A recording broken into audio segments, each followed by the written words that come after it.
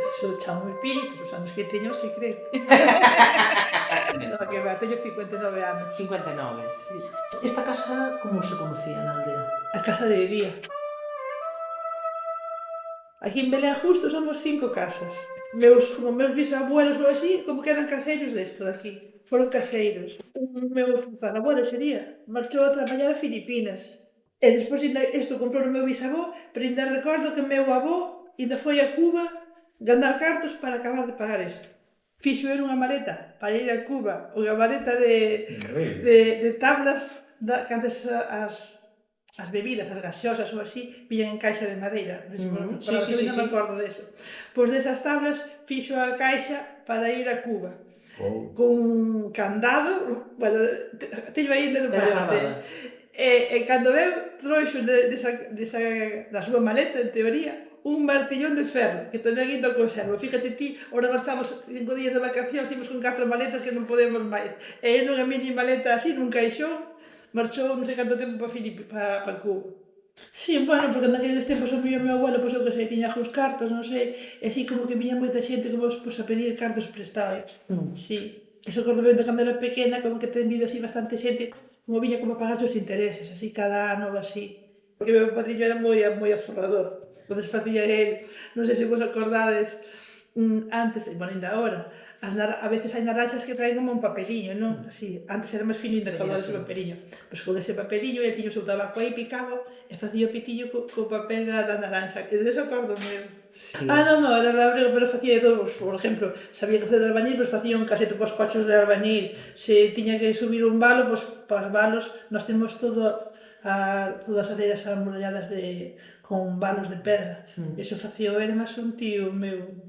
En vez de levar os zocos para que non se gastara, poñíalle brochas por abaixo. Sí, sí. E depois cando iban chegando a Porto Moro xa había xente señoritinga, así as rapaciñas que iban xa de zapatillas ao cole, non?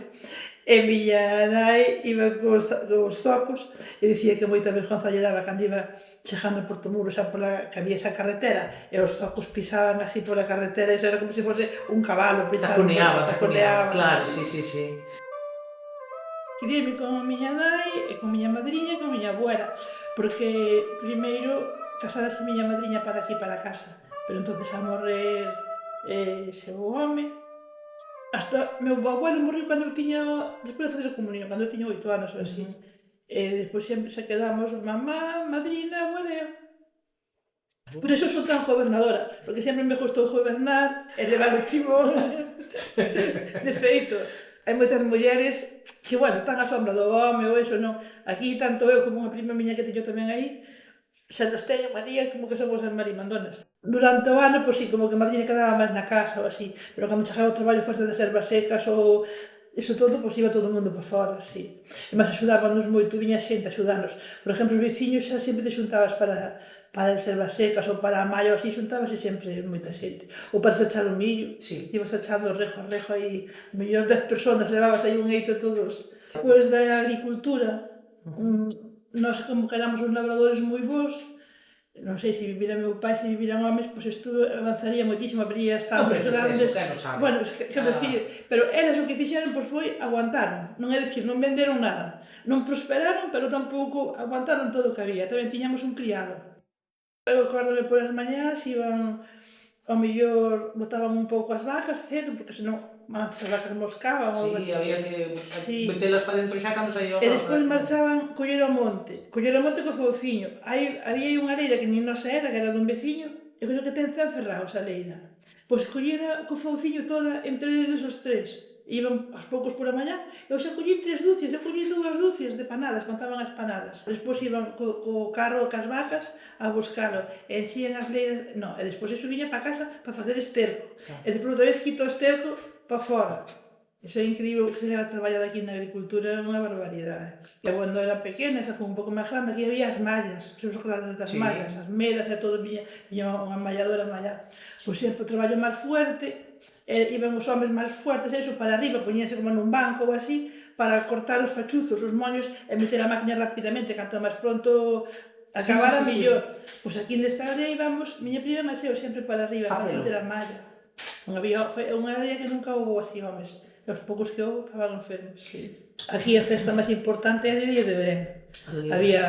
Había Reyes, había San Adrián aínda agora, as que hai agora aínda, as de sempre. San Blas, pero a máis grande era Día de Belén. E agora ven a xente que invitas, pero antes a mellor se chegaba moita xente que viña, xa viña a misa e a mellor se dicía se quedaba a comer tamén, non sabes? Non é dicir, aquí a comida que se facía sempre Día de Belén eran os callos.